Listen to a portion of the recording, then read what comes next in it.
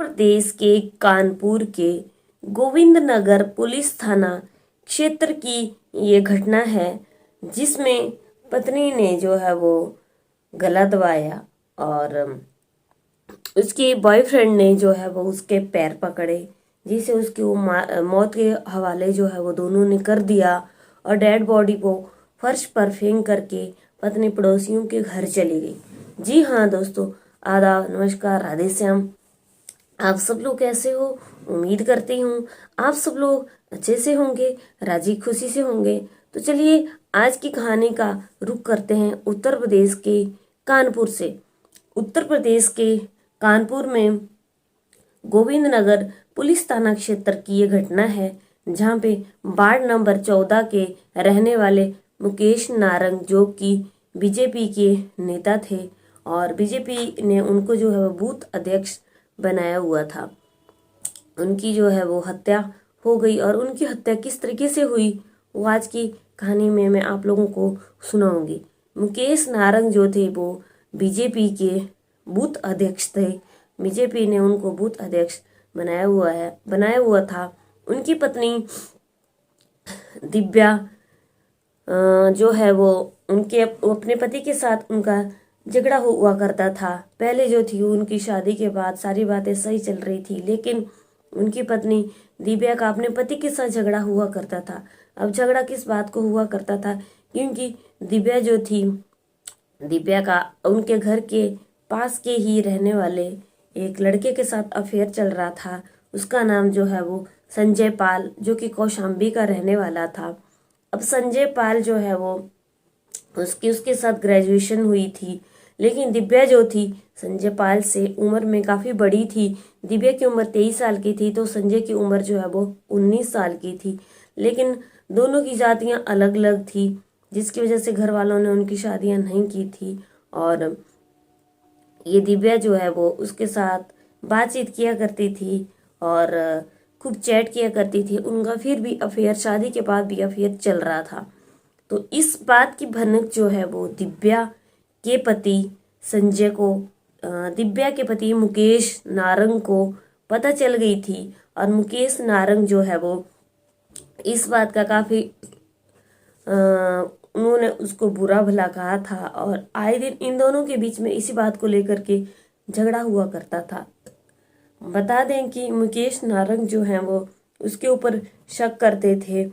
तो एक दिन दिव्या ने जो है वो अपने दोस्त, अपने बॉयफ्रेंड के साथ, अपने प्रेमी के साथ एक साजिश रची कि क्यों ना हम इसको अपने रास्ते से हटा दें। मुकेश नारंग को रास्ते से हटाने की जो है वो दिव्या ने अपने बॉयफ्रेंड के साथ साजिश रची। अब साजिश में इन दोनों ने ये चीज़ की कि दिव्या ने जो है वो अपने बॉयफ्रेंड के साथ मिलकर साजिश ये रची कि जब इसको चाय दी जाएगी तो चाय में जो है वो नींद की गोलियां खिला देंगे। अब बिल्कुल वैसा ही हुआ। दिव्या ने जो है वो मुकेश को पीने के लिए चाय दी और उसमें इतनी सारी नींद की गोलियां दे दी कि वो ओवरडोज हो गया। और ओवरडोज होने के बाद जो है वो जमीन पर मुकेश गिर गया। उधर दिव्या ने जो है वो अपने बॉयफ्रेंड संजय पाल को कौशाम्बी से बुला लिया। अब संजय पाल जो है कौशाम्बी से ट्रेन के जरिए मुकेश के घर पहुंच गया। और जब मुकेश के घर पहुंच गया तो उसने देखा कि उसकी पत्नी ने उसको नींद की गोलियां दे दी हैं, लेकिन नींद की गोलियां देने के बाद भी जो है वो उसकी मृत्यु नहीं हुई है। उसके बाद उसने क्या किया कि मुकेश को संजय पाल ने उसके गले से पकड़ा और उसकी पत्नी ने जो है वो उसके पैर पकड़ लिए और दोनों ने इस तरीके से उसका मर्डर कर दिया। और जब मर्डर हो गया तो फिर उसको जो है वो डेड बॉडी को छोड़कर उन दोनों ने ये प्लान बनाया कि वो किसी पड़ोसी के घर चली जाएगी। इसके बाद जो है वो अपने पड़ोसी के घर चली गई और पड़ोसी के घर वंदना जो है वो उनके घर चली गई। और वंदना के घर जाने के बाद उसने बताया कि उसके पति ने बोला है कि उसके घर पे उसके बहुत सारे दोस्त आए हुए हैं और वो रात के 11 बजे वापस आ जाए। जब वंदना के घर से उसकी पत्नी वापिस गई तो उसने देखा कि उसका पति जो है वो वहाँ पे ज़मीन पे लेटा हुआ है, तो उसने काफ़ी शोरगुल किया और रोने लग गई कि उसके पति की किसी ने हत्या कर दी है और हत्या करके लोग भाग गए हैं।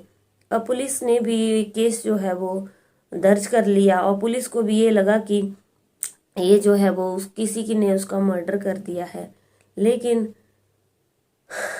पुलिस को जो है वो उसके घर वालों ने, मुकेश नारंग के घर वालों को उसकी बहू के ऊपर ही शक था, तो उसके घर वालों ने उसके खिलाफ रिपोर्ट भी लिखवाई और पुलिस जो है वो अंदर ही अंदर अपना काम कर रही थी, लेकिन उसकी वाइफ को ये चीज़ पता नहीं थी। अब पुलिस ने जो है वो मुकेश नारंग की वाइफ दिव्या की मोबाइल की चैटिंग जो है वो पढ़ना शुरू कर दी और मोबाइल की चैटिंग निकाली, तो मोबाइल की स्नैप चैटिंग से ये सारी चीज़ का खुलासा हुआ।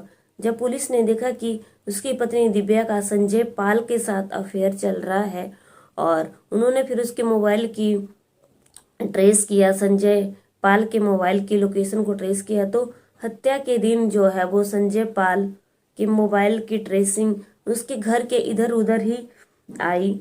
तो पुलिस को उसके ऊपर शक हुआ, तो उसने कौशाम्बी से संजय पाल को पुलिस ने उठा लिया और पुलिस ने उससे पूछताछ की। उसने अपनी पूछताछ में बताया कि वो 19 साल का है और दिव्या 23 साल की है। दिव्या उससे बड़ी है, लेकिन दोनों का बचपन से ही अफेयर चला हुआ है। घर वालों ने जाति अलग होने के कारण उन दोनों की शादी नहीं की और दिव्या की शादी जो है वो मुकेश नारंग के साथ कर दी। इसे जो है वो उसको बिल्कुल पसंद नहीं था और दिव्या और संजय पाल का फिर भी शादी के बाद भी अफेयर चल रहा था और उनके दोनों के अवैध संबंध आपस में बने हुए थे। जिस बात की सूचना इसके पति को मुकेश नारंग को लग चुकी थी, अब हम दोनों ने ये प्लान बनाया कि इसको किस तरीके से रास्ते से हटाया जाए।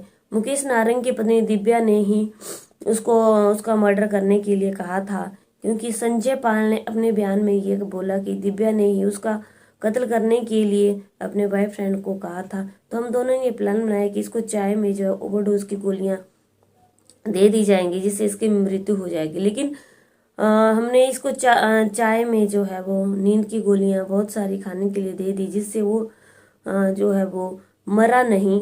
तो फिर दिव्या ने मुझे फ़ोन करके यहाँ पे बुलाया और मैंने इसके पैर पकड़ लिए और दिव्या ने इसका गला घोंट दिया और फिर हमने प्लानिंग की कि दिव्या पड़ोसी के घर चली जाएगी और बोलेगी कि उसके पति ने उसको वहाँ जाने के लिए कहा है।